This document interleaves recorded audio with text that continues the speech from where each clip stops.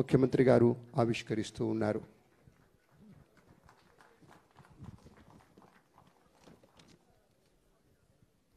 ఇంతమంది కళాకారులు కళాప్రియులు ఉన్నారు. సాంస్కృతిక శాఖ పక్షాన క్యాలెండర్ ఆవిష్కరణ అంటే ఎట్లా ఉండాలి? ఆడిటోరియం గట్టిగా పెద్దలారా.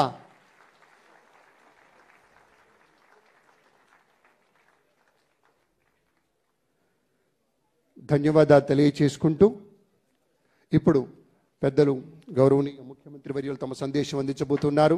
రాజకీయ వినీల ఆకాశంలో ఒక మహాస్వాప్నికుడిగా, అధ్యయనం అనేటువంటివి రెండు కళ్ళుగా, జనహితమే ప్రజామతంగా కలిగినటువంటి దేవుడు, విశేషంగా ఆంధ్రప్రదేశ్ రాష్ట్ర అభివృద్ధి కోసం పాటుపడేటువంటి గౌరవనీయ ముఖ్యమంత్రి వర్యులు నిజమైనటువంటి నాయకుడు. కేవలం ఈ తరానికే కాదు, ఈ తరానికే కాదు, రాబోయే తరానికి కూడా పనిచేసేటువంటి ఒక శక్తి సామర్థ్యం ఉన్నటువంటి గౌరవనీయ ముఖ్యమంత్రి గారు. జనం గుండెల్లో దేవుడు అయ్యాడంటే ఒక యోగిలోని నిశ్శబ్దం, ఒక యోధుడిలోని పోరాటం ఆయన మాటల్లో ఉంటుంది. కాబట్టి జనం కోసమే ఆరాటపడతారు. చంద్రబాబు గారి జీవన తత్వం అది కనుక కాబట్టి వారి యొక్క సందేశం ఇప్పుడు.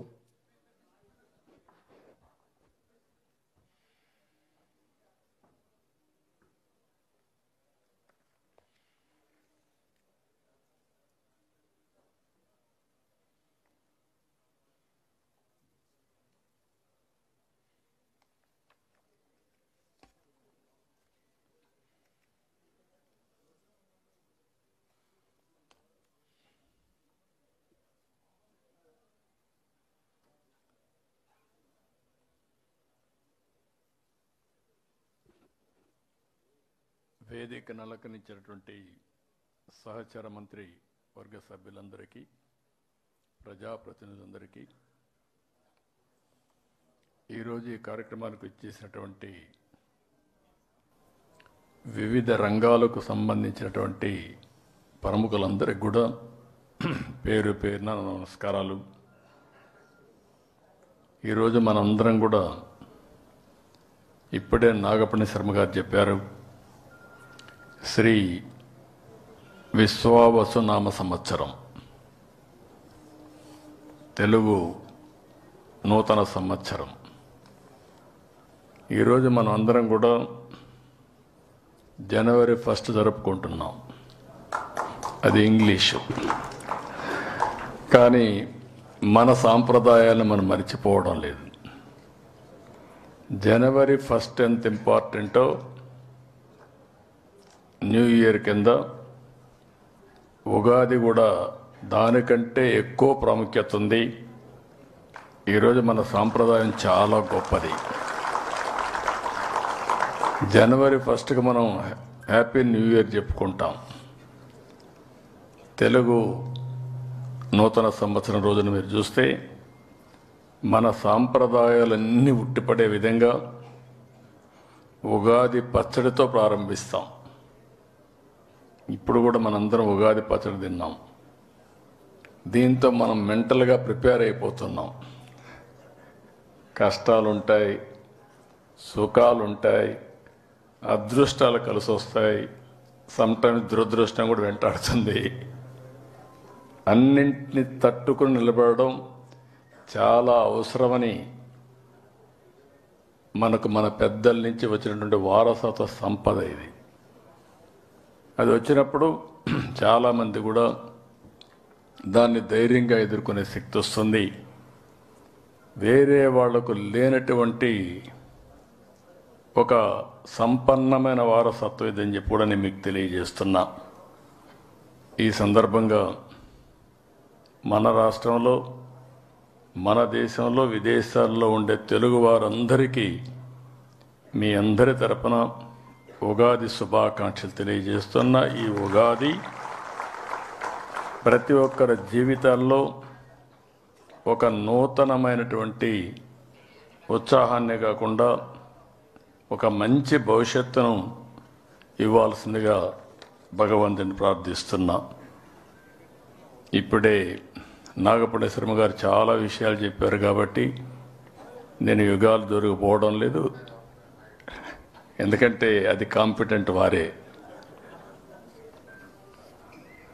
నేను ఆయన కోసం ఇప్పుడు కాదు, నేను ఎప్పుడు కూడా ఒకటి ఆలోచిస్తూ ఉంటాను. నాగరిక ప్రపంచంలో, పోటీ ప్రపంచంలో నూతనమైన ఆవిష్కరణలు జరుగుతూనే ఉండాలి. అదే వారు ఇప్పుడు చెప్పారు. నేను హైటెక్ సిటీ కట్టాను. హైటెక్ సిటీ పక్కన మీరు చూస్తే ఏదైతే ఒక మంచి గ్రామీణ వాతావరణం ఉట్టిపడే విధంగా పక్కనే పేరు కూడా దానికి పెట్టాను. వీరికి ఇచ్చింది అవధాని కేంద్రం. ఇంకొక పక్కన ఆయన పక్కనే అన్నమయ్య కళాక్షేత్రం కోసం అక్కడిచ్చాం. పక్కనే మన కళావేదిక ఒకటి కట్టాం, శిల్పకళా వేదిక కట్టాం, కళలు భాషల్ని ప్రోత్సహించడానికి. అంటే ఒక హైటెక్కు ప్రాధాన్యత ఇస్తే ప్రపంచం మొత్తం గర్వంగా చెప్పగలుగుతున్న 25 సంవత్సరాల్లో అమెరికాలో ఉండే అమెరికన్స్ కంటే 2 ఇంతల ఆదాయం సంపాదించిన జాతి ఏదైనా ఉందంటే తెలుగు జాతి. ఎన్నో యుగాలు కాదు, లేకుంటే శతాబ్దాలు కాదు, ఓన్లీ 25 సంవత్సరాలే మన కళ్ళ ముందర. అదే సమయంలో మన సాంప్రదాయాలు మరిచిపోకూడదని శిల్పకళా వేదిక పెట్టాం, అవధాన కేంద్రం పెట్టాం, అదే మరి అన్నమయ్య క్షేత్రం కూడా పెట్టాం. ఇవన్నీ ఎందుకు గుర్తు చేస్తున్నానంటే చరిత్రను మర్చిపోతే మన వల్ల మనమే మర్చిపోతాం. మన నాగరికతను కానీ, మన సాంప్రదాయాలు కానీ, సంస్కృతిని మర్చిపోతే మన ఉనికినే కోల్పోతామని చెప్పి కూడా నేను మీకు తెలియజేస్తున్నాను. ఈరోజు ఈ పండుగ మన రాష్ట్రంలోనే కాదు, ఆంధ్రప్రదేశ్, తెలంగాణ, కర్ణాటక, మహారాష్ట్ర ఈ రాష్ట్రాల్లో కూడా జరుపుకుంటారు. ఎక్కడ ఏ పేరుతో చేసినా అందరూ కూడా కోరుకునేది నూతన సంవత్సరంలో నూతన వెలుగులు దేవుడు ప్రసాదించాలని కోరుకుంటాం. ఇప్పుడే పంచాంగం అయితే చాలా బాగా చెప్పారు. సంతోషం. వర్షాలు పడితే సగం సమస్యలు పరిష్కారం అయిపోతాయి. ఎవరి పని వాళ్ళు చేసుకునే పరిస్థితిలో ఉంటారు. అదే సమయంలో వారు చెప్పినప్పుడు చిన్న చిన్న సమస్యలు ఉంటాయని కూడా చెప్పారు. ఎప్పుడైతే సమస్యలు ఉంటాయో ఆ సమస్యలను అధిగమించే ఆలోచనలు ఎప్పటికప్పుడు మనం చేసుకుంటూ ముందుకు పోవాల్సిన అవసరం ఉంది. అదే మరిగా ఈరోజు నాకు చిన్నప్పటి నుంచి జ్ఞాపకం, పంచాంగ శ్రవణం, రచ్చబండ మీద కూర్చొని ఇదే మారిగా ఊరంతా కూర్చొని ప్రతి ఒక్కరు అడిగడిగి చెప్పించుకునేవాళ్ళు. అదొక విశ్వాసం, ఒక నమ్మకం, ఒక దిక్చూచి.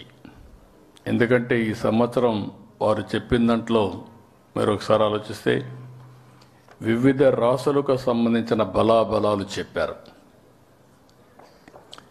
అది విన్నప్పుడు మనం మెంటల్గా కూడా ప్రిపేర్ అయ్యి జాగ్రత్తగా ఉంటాం. అదేవిధంగా కొంతమంది చాలా బాగుందని కూడా చెప్పారు. బాగుందనే వాళ్ళు ఇంకా ఉత్సాహంతో ముందుకు పోయే పరిస్థితి వస్తుంది. ఇది ఒక మంచి సాంప్రదాయం అని చెప్పి కూడా నేను మీకు తెలియజేస్తున్నా. రైతుల గురించి ఇప్పుడు మీరు చూశారు పంచాంగాలు. టీటీడీ పంచాంగం వచ్చింది, పక్కనే రైతు పంచాంగం వచ్చింది, పక్కనే హార్టికల్చర్ పంచాంగం వచ్చింది.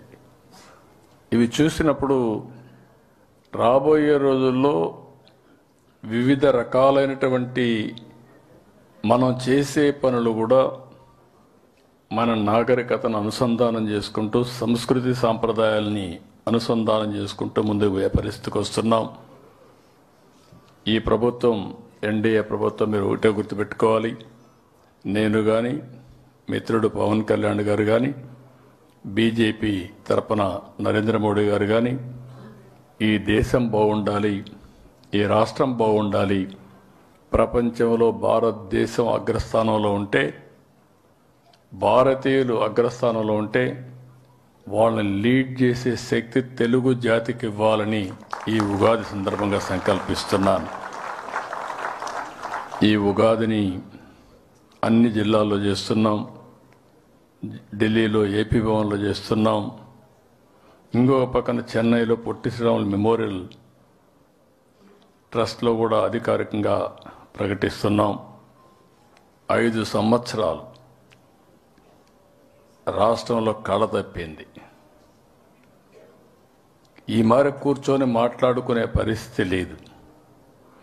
ఈరోజు మీరు చూస్తే 76 మందికి కళారత్న అవార్డులు ఇస్తున్నాం. 100 మందికి ఉగాది పుష్కరాలు ఇస్తున్నాం. విశిష్ట వ్యక్తులు, కళాకారులకు పురస్కారాలు చేసి వారు చేసిన కృషిని మనం గుర్తిస్తే, సమాజం గుర్తిస్తే, తద్వారా ఇంకా ఈ కళలు పెంచే అవకాశం వస్తుంది. ఇంకా కొంతమంది కాంట్రిబ్యూట్ చేసే పరిస్థితి వస్తారని చెప్పి కూడా నేను మీకు తెలియజేస్తున్నాను.